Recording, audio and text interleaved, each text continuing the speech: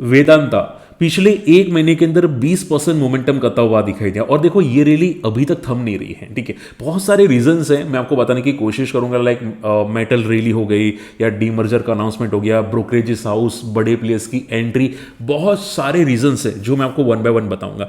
लेकिन देखो ये वीडियो बहुत काम का है, क्योंकि बहुत सारे लोग क्यूरियस भी है क्या डीमर्जर होगा कि नहीं, और होगा तो कब होगा। प्लस मेटल रैली क्या ये फेक रैली है, वो मैं आपको समझाने की कोशिश करूंगा। कंपनी की बैलेंस शीट जो है उसमें क्या चेंजेस आ रहे, ठीक है। अनिल अग्रवाल के सन जो हार्ट अटैक से मौत हो चुकी है, तो कंपनी को टेक ओवर कौन करेगा, ये सब मैं आपको इस वीडियो में बताने की कोशिश करूंगा। तो वीडियो पहले पसंद आए चैनल को सब्सक्राइब कर लेना, क्योंकि ऐसे इंफॉर्मेटिव वीडियोस मैं लाता रहता हूं। मैंने हिंद कॉपर के बारे में वीडियो बनाया, ओला के बारे में, स्विगी, जोमेटो, और ये सब इंपॉर्टेंट टॉपिक्स मैं कवर ऑलरेडी मेरी चैनल में कर चुका हूं, ठीक है। चलिए स्टार्ट करते हैं। सबसे पहली बात देखो, मैं कोई रिकमेंडेशन नहीं कर रहा, मैं आपको समझाने की कोशिश करूं कि क्या चल रहा है एग्जैक्टली, और आपको समझ में आ भी जाएगा, ठीक है। वेदांता पिछले एक महीने के अंदर अंदर यहां पे 20% मोमेंटम करता हुआ दिखाई दिया। अब देखो ये मोमेंटम के दौरान में बहुत सारी चीजें हुई है। सबसे पॉजिटिव चीजें मेटल स्टॉक्स की रैली। सभी लोग जानते हैं मेटल स्टॉक्स में क्या तेजी आई है। सिल्वर, गोल्ड, जिंक, कॉपर सब ज्यादातर मोमेंटम करते हुए दिखाई दिए, और ये रैली थमने का नाम नहीं ले रही है अभी तक, ठीक है। तो हमेशा याद रखोगे जो मेटल कंपनीज में मोमेंटम आती है पूरे सेक्टर में, तो वो रीजन होता है कॉमोडिटी प्राइसेस का बढ़ना। मान लो कि टाटा स्टील मूव करता है, या वेदांता मूव करता है, या जिंक मूव करता है, हिंद कॉपर मूव करता है, अगर पूरा सेक्टर मूव कर रहा है तो जनरली यही होता है कि भाई कॉमोडिटी प्राइसेस बढ़ रहे हैं या बढ़ने वाले हैं, ठीक है। ये पहला रीजन हो गया। अब ये प्राइसेस बढ़ रहा था, इसकी वजह से वेदांता भी बढ़ रहा था। पिछले एक महीने के अंदर आप जैसे कि देख सकते हैं 20% भाग चुका था।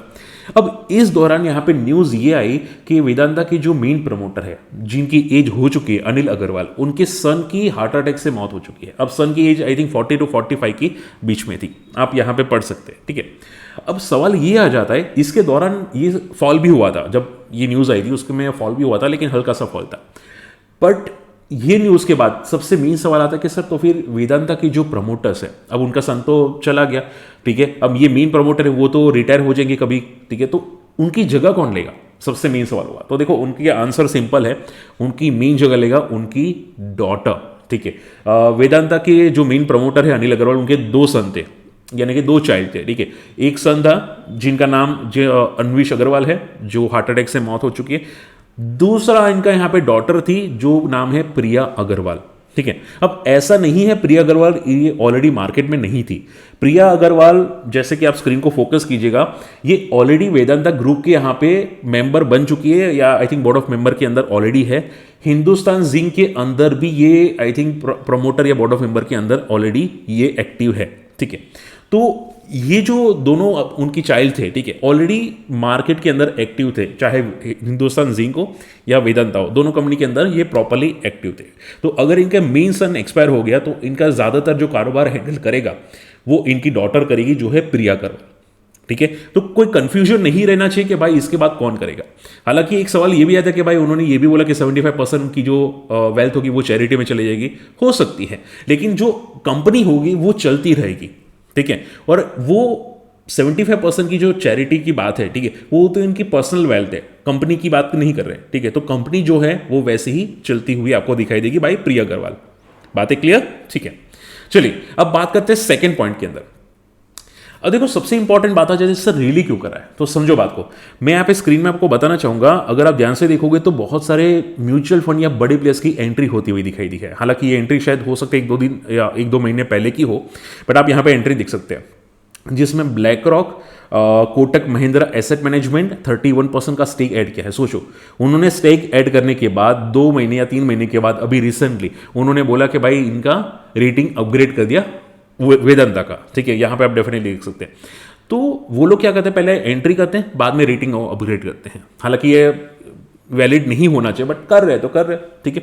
तो ब्लैक रॉक ने 3% का स्टेक ऐड किया है, निपॉन ने 18%, कोटक महिंद्रा ने 31%, आदित्य बिरला ने 22% का जो स्टेक था उसमें से और बढ़ोतरी की है, ठीक है। यानी कि एग्जिस्टिंग स्टेक से 22% की और बढ़ोतरी होती हुई दिखाई दी। तो ऐसे बड़े प्लेयर्स बहुत सारी एंट्री होती हुई दिखाई दी, जिसकी वजह से वेदांता आपको मोमेंटम करता हुआ दिखाई दिया है, ठीक है। तो म्यूचुअल फंड की एंट्री, मेटल प्राइसेस बढ़ना और तीसरा मेन जो वजह हो जाता है वेदांता की मोमेंटम का, वो था कंपनी का डीमर्जर। ये सबसे बिगेस्ट रीजन है वेदांता की मोमेंटम का। बात समझ में आ रही है? तो अभी सबसे सवाल आ जाते हैं, इंपॉर्टेंट सवाल कि सर वेदांता का डीमर्जर होगा तो कब होगा, मुझे ये बताओ। देखो, कंपनी ने क्लियर कट अनाउंसमेंट किया कि इनका डीमर्जर स्टार्ट होगा करंट फाइनेंशियल ईयर के एंड से और खत्म होगा 2027 के अंदर। ठीक है, अब देखो 5 कंपनी को स्प्लिट करने वाले, 5 कंपनी को डीमर्ज करने वाले फ्रॉम द मेन कंपनी। ठीक है, अब वो ऐसा तो होगा नहीं कि एक साथ 5 को डीमर्ज करके रख देंगे, शेयर मार्केट में लिस्ट कर देंगे, ऐसा तो होगा नहीं। वो 1 बाय 1 शेयर मार्केट में लिस्ट करेंगे। ठीक है, तो वो स्टार्ट होगा around current financial year and से। ठीक है, अब हमेशा याद रखो जब भी डीमर्जर होता है ना तो वैल्यू अनलॉकिंग होती है। जैसे कि जीएमआर एयरपोर्ट, अगर आपको पता होगा तो उसमें जीएमआर पावर स्प्लिट हुआ था। ठीक है, तो उस टाइम पे जीएमआर एयरपोर्ट था आई थिंक 50-60 पे। उसके बाद क्या हुआ आप भी जानते हैं। ठीक है, फिर टाटा मोटर्स के अंदर से कमर्शियल व्हीकल स्प्लिट हुआ। स्प्लिट के बाद कमर्शियल व्हीकल्स कितना भागा वो आप भी जानते हैं, मैं भी जानता हूं। ठीक है, तो होता क्या है कि जो डीमर्जर होता है ना उससे पहले ये वैल्यू अनलॉकिंग होती है, तो मेन जो कंपनी होती है वो मोमेंटम करती है। तो ये भी एक रीजन है जिसकी वजह से वेदांता मूव करता हुआ आपको दिखाई दिया। ठीक है, तो जो कोटक सिक्योरिटीज ने रेटिंग को अपग्रेड किया वो भी यही बता रहे कि ये जो रेटिंग अपग्रेड हो रही है, माना ये जा रहा है कि कंपनी का जो इबिट्टा है वो 8.7% से बढ़ता हुआ दिखाई दे सकता है। आप यहां पे पढ़ सकते हैं। ठीक है, कि ब्रोकरेजेस हाउस एक्सपेक्ट के 8.7% growth in a financial year 2027 and 6.9% for the financial year 2028 respectively। ठीक है, तो शॉर्ट एंड सिंपल में इनका डीमर्जर की वजह से इनका ग्रोथ काफी अच्छा हो सकता है। ठीक है, इवन दूसरे ब्रोकरेज हाउस बोल रहे हैं कि यहां पे डीमर्जर की वजह से इनकी रैली और बढ़ सकती है वेदांता की। ठीक है, तो मोस्ट प्रोबेबली आप ये समझ के चलो कि ये जो भाग रहा है 3 मेन रीजन है। समझ में आ गई? 3 मेन रीजन, डीमर्जर और मेटल रैली, और प्लस आप ये समझ के चल सकते हैं बड़े प्लेयर्स की एंट्री म्यूचुअल फंड्स की। अब देखो, मैं आपको करंट प्राइस तो नहीं बता सकता, बट आप यहां पे एक स्क्रीन में एक डेटा दिखेगा जहां पे आपको क्लियर कट लिखा है कि कैश फ्लो कंपनी के पास जो है, बोलते हैं ना कंपनी के पास फ्री कैश, वो करंट वैल्यू से ज्यादा है। उसके हिसाब से अगर वैल्यूएशंस देखे तो अभी भी वैल्यूएशंस थोड़ी सी कम दिखाई देती है वेदांता की, क्योंकि कैश फ्लो कंपनी का अभी के लिए ज्यादा दिखाई दे रहा है। कंपनी का फ्यूचर ग्रोथ एक्सपेक्ट करें, जो मैं नहीं कर रहा हूं, बड़े प्लेयर्स करते हैं, और वो भी एक नहीं 6 बड़े प्लेयर्स दिग्गज एनालिस्ट वो कर रहे हैं कि कंपनी का फ्यूचर ग्रोथ यानी कि अर्निंग पर शेयर वो 2026 से बढ़ता हुआ आपको दिखाई दे सकता है, 2027 में टॉप बनाता हुआ आपको जरूर दिखाई दे सकता है। यानी कि यहां से अर्निंग कंपनी की और बढ़ने वाली है, जो अभी दिखाई दे रही है उससे और आपको बढ़ती हुई दिखाई दे सकती है। ठीक है, तो ये भी बहुत अच्छी बात है कि भाई कंपनी का ग्रोथ बहुत तेजी से बढ़ता हुआ दिखाई दिया, और इनकी जो अर्निंग है वो माना जा रहा है यहाँ पे 66 ईपीएस हो जाएगी, अर्निंग पर शेयर 66 की हो जाएगी अप्रोक्सीमेटली 2028 के अंदर। तो ये बहुत बहुत पॉजिटिव बात होगी। हालांकि आप पूछे सर आप सभी चीज़ें पॉजिटिव बता रहे, कोई नेगेटिव है क्या? ये है ना, डेफिनेटली है। अगर कंपनी की बात करनी चाहिए तो कंपनी की बैलेंस शीट को देखो, कंपनी की रिजर्व से ज़्यादा तो बोरिंग है। कंपनी के रिजर्व से सितंबर मंथ 2025 के अंदर 39,000 करोड़ के 39,700, और इनकी बोरिंग है 85,000 करोड़ की।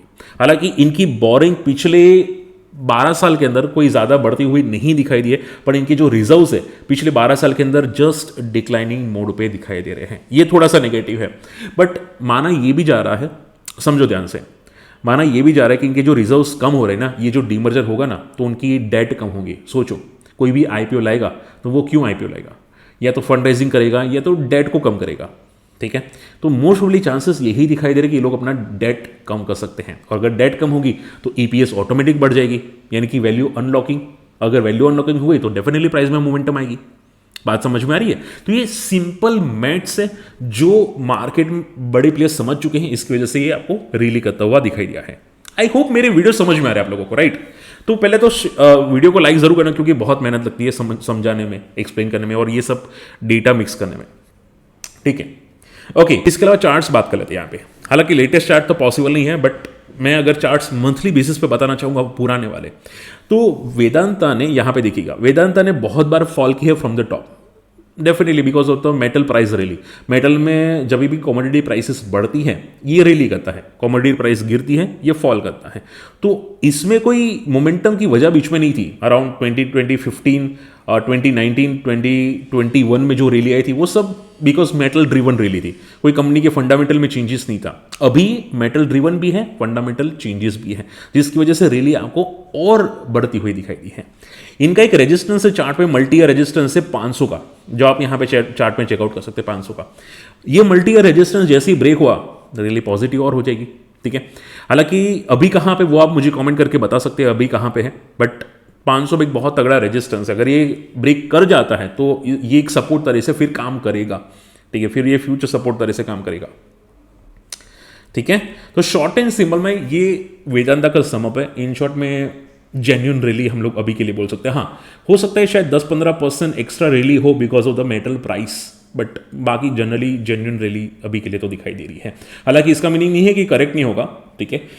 मेटल प्राइसेस में होगा तो हो सकता है करेक्ट भी हो, ठीक है। बट देखो, मैं कोई प्राइस प्रिडिक्शन नहीं करना चाहता, बट आई एम श्योर आप समझ चुके हैं कि रैली का वजह क्या है वेदांता के अंदर। अगर वीडियो समझ में, वीडियो लाइक करना, चैनल सब्सक्राइब कर लेना, और आपको कौन सा केस स्टडी चाहिए कंपनी के बारे में मुझे कॉमेंट जरूर करना, वो मैं आपके लिए बना दूंगा पूरी डिटेल में, ठीक है। बाकी मिलते हैं अगली वीडियो में, बाय।